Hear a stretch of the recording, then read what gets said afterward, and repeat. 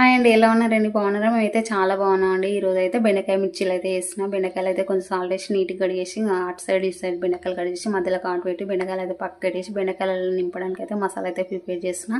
ఇంకా చింతపండు, కొంచెం పచ్చిమిరపకాయలు, కొంచెం సాల్ట్, కొంచెం జీలకర్ర, ఓమా, అలాగే కొన్ని పుట్నాలు, కొంచెం కరివేపాకు వేసి అయితే మసాలా అయితే ఇంకా మంచి మిక్సీలో అయితే మెత్తగా పట్టేసిన. ఇంకా మసాలా అంతా బెండకాయలు అయితే నింపి ఇక బెండకాయలు పక్క పెట్టేసి శనగపిండి, కొంచెం కారం, అలాగే కొంచెం పసుపు, కొంచెం అయితే ఉప్పు వేసి అయితే కొన్ని వాటర్ పోసి అయితే ఇక శనగపిండి అయితే మంచిగా కలిపి పక్కకెట్టేసి స్టవ్ ఆన్ చేసి స్టవ్ పైన కడాయి పెట్టి నూనె పోసిన. నూనె వేడైంది.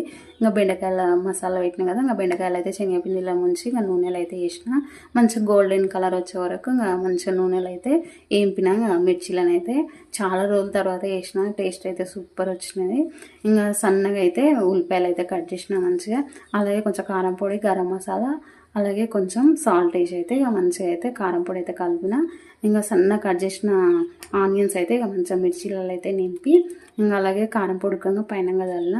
బాగున్నాయి టేస్ట్ అయితే. ఫ్రెండ్స్, ఈ వీడియో నచ్చితే లైక్ చేయండి, షేర్ చేయండి. మన ఛానల్ కొత్త చూసే వాళ్ళైతే సబ్స్క్రైబ్ చేసుకొని పక్కన బెల్ ఐకాన్ క్లిక్ చేయడం మాత్రం మర్చిపోకండి. ఇంకా మంచి మంచి వీడియోస్ బాయ్ అండి.